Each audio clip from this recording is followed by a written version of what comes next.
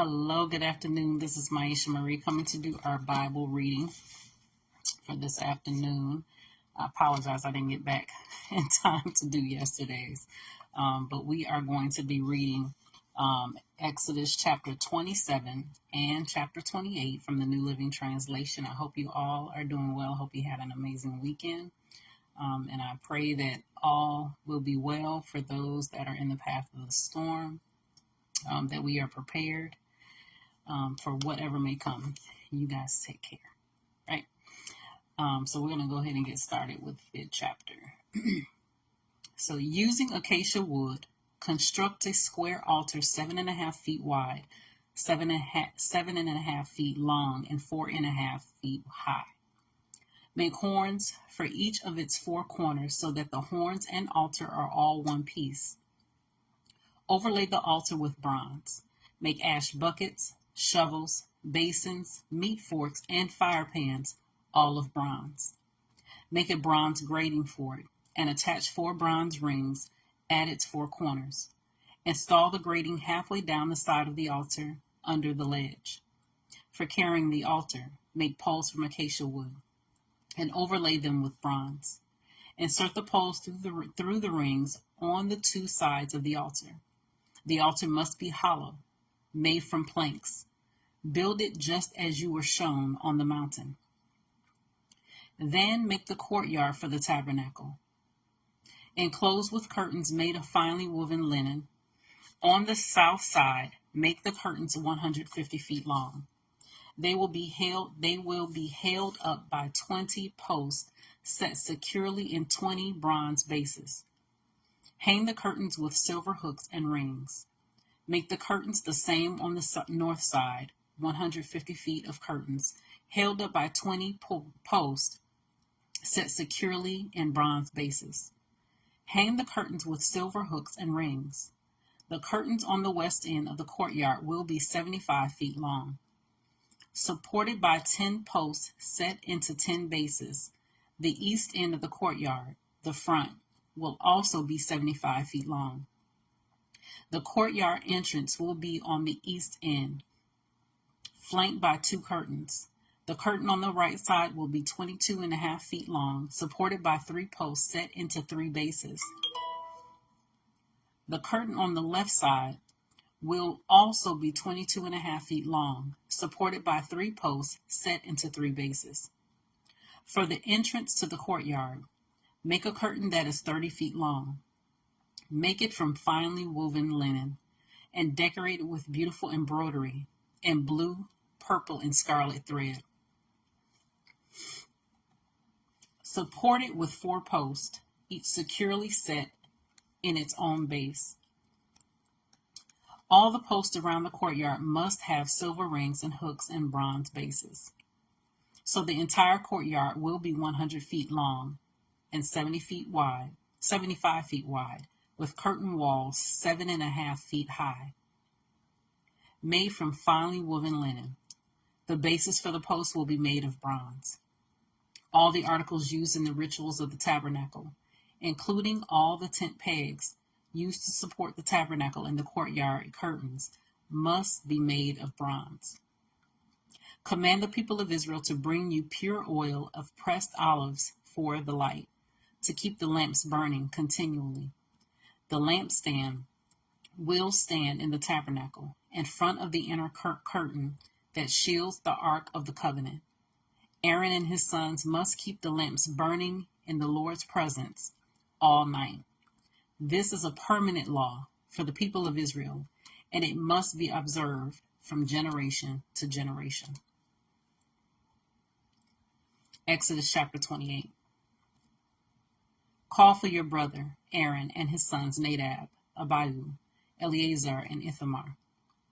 Set them apart from the rest of the people of Israel so they may minister to me and be my priests. Make sacred garments for Aaron that are glorious and beautiful. Instruct all the skilled craftsmen whom I have filled with the spirit of wisdom. Have them make garments for Aaron that will distinguish him as a priest set apart for my service. These are the garments they are to make: a chest piece, an ephod, a robe, a patterned tunic, a turban, and a sash. They are to make these sacred garments for your brother Aaron and his sons to wear when they serve me as priests. So give them fine linen cloth, golden thread, and blue, purple, and scarlet thread. The craftsman must make the ephod of finely woven linen, skillfully embroider it with gold and with blue, purple, and scarlet thread.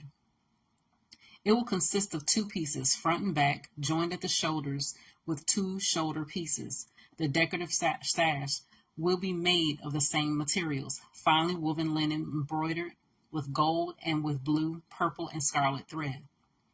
Take 2 onyx stones and engrave on them the names of the tribes of Israel.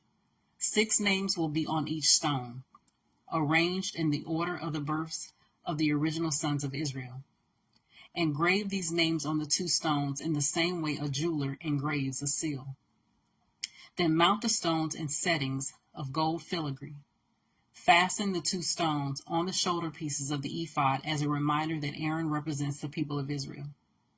Aaron will carry these names on his shoulder as a constant reminder whenever he goes before the Lord. Make the settings of gold filigree. Then braid 2 cords of pure gold and attach them to the filigree settings on the shoulders of the ephod.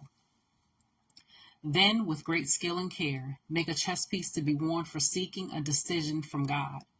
Make it to match the ephod, using finely woven linen embroidered with gold and with blue, purple, and scarlet thread. Make the chest piece of a single piece of cloth folded to form a pouch 9 inches square. Mount 4 rows of gemstones on it. The first row will contain a red carnelian, a pale green peridot, and an emerald. The second row will contain a turquoise, a blue lapis lazuli, and a white moonstone. The third row will contain an orange jacinth, an agate, and a purple amethyst. The fourth row will contain a blue-green beryl, an onyx, and a green jasper. All these stones will be set in gold filigree. Each stone will represent one of the 12 sons of Israel, and the name of that tribe will be engraved on it like a seal. To attach the chest piece to the ephod, make braided cords of pure gold thread. Then make 2 gold rings and attach them to the top corners of the chest piece. Tie the 2 gold cords to the 2 rings on the chest piece. Tie the other ends of the cords to the gold settings on the shoulder pieces of the ephod. Then make 2 more gold rings and attach them to the inside edges of the chest piece next to the ephod. And make 2 more gold rings and attach them to the front of the ephod, below the shoulder pieces, just above the knot where the decorative sash is fastened to the ephod. Then attach the bottom rings of the chest piece to the rings on the ephod with blue cord. This will hold the chest piece securely to the ephod above the decorative sash. In this way, Aaron will carry the names of the tribes of Israel on the sacred chest piece over his heart when he goes into the holy place. This will be a continual reminder that he represents the people when he comes before the Lord. Insert the Urim and Thummim into the sacred chest piece so they will be carried over Aaron's heart when he goes into the Lord's presence.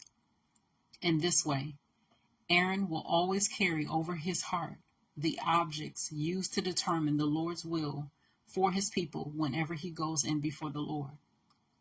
Make the robe that is worn with the ephod from a single piece of blue cloth, with an opening for Aaron's head in the middle of it.